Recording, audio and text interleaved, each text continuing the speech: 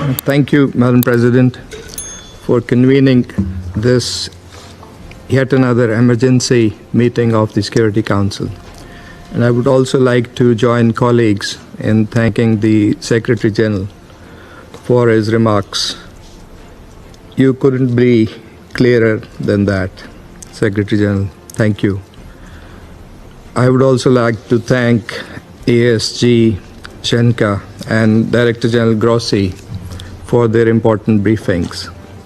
Madam President, when the Security Council met for the second time last Friday, following Israel's wanton continuing aggression and unprovoked strikes against Iran, many members warned the international community of this grave violation of the UN Charter and the risk of dangerous escalation. We have heard the same today around the table from Council members as well as the Secretary General and other briefers. But tragically, developments over the past 24 hours have only confirmed those warnings. And it is unfortunate that the universal calls for de-escalation and a peaceful resolution of this crisis through dialogue have remained unheeded.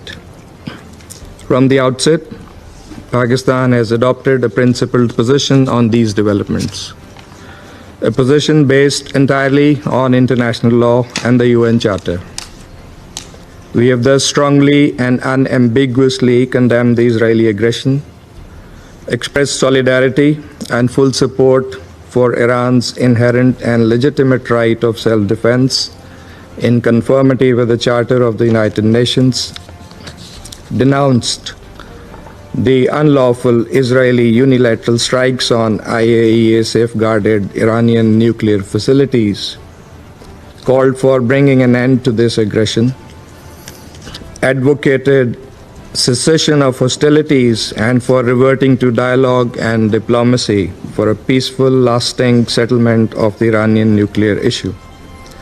In recent days, Pakistan's leadership, including the Deputy Prime Minister and Foreign Minister, has remained actively engaged in promoting those objectives through numerous and continuing contacts with leaders of other countries and our partners across regions, all in the interest of preserving international peace and security and in fulfillment of our responsibility as a member of the Security Council.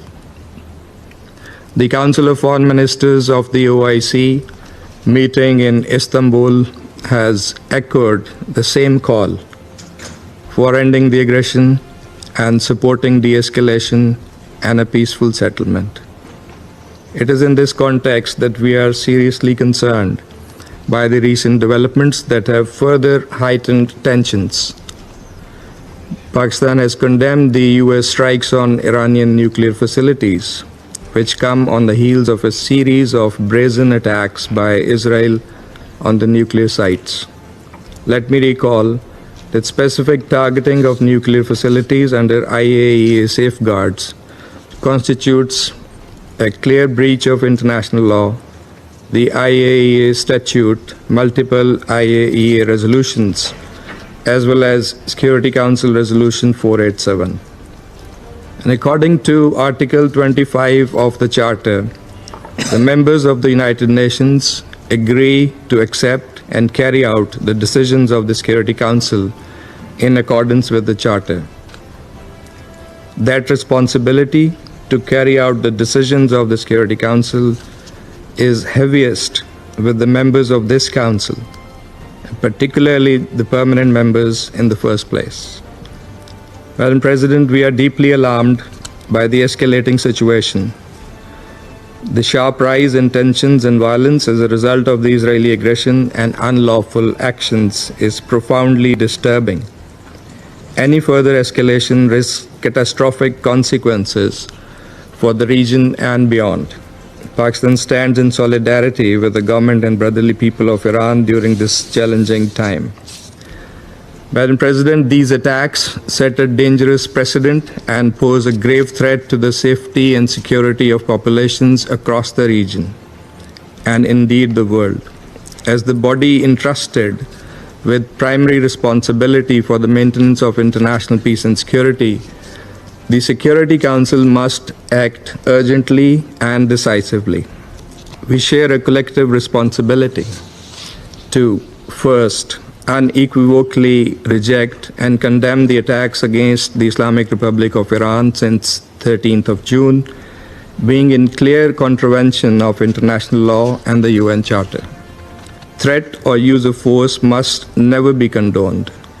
Article 2.4 is crystal clear in this regard, and so is Article 51. Second, denounce the attacks on IAEA safeguarded nuclear facilities, which violate Security Council and IAEA resolutions as well as international humanitarian law. Third, reaffirm the obligation to protect civilian lives and property on both sides. All parties must adhere fully to international law, particularly international humanitarian law. Fourth, call for an immediate cessation of hostilities and a complete ceasefire. Fifth, promote urgent recourse to dialogue and diplomacy consistent with the purposes and principles of the UN Charter to find a peaceful and lasting resolution to the Iranian nuclear issue. Madam President, in pursuit of these objectives, Pakistan has joined China and Russia in circulating a draft resolution. Among other things, this resolution calls for an immediate and unconditional ceasefire, urges all parties to refrain from further escalation, demands the urgent protection of civilians and civilian infrastructure, and supports a diplomatic path forward on the Iranian nuclear issue that is acceptable to all parties. And listening to similar concerns and priorities expressed by many of the Council members today, we sincerely hope that the draft resolution will receive the Council's support, enabling it to respond with unity and resolve urgently and effectively in line with the gravity of the situation. And Pakistan stands ready to engage constructively with all Council members in this regard. Madam President, the Middle East, already burdened by prolonged instability, history of Israeli illegal occupation, and continued denial of the Palestinian right to self-determination and statehood, cannot absorb another crisis. We must act now to prevent the situation from spiraling further out of control. History has taught us that the use of force and unilateral military actions only deepen conflicts and entrench divisions, with tragic human and humanitarian consequences. Dialogue and diplomacy remain the only path forward. These must be pursued with seriousness and sincerity by all. I thank you.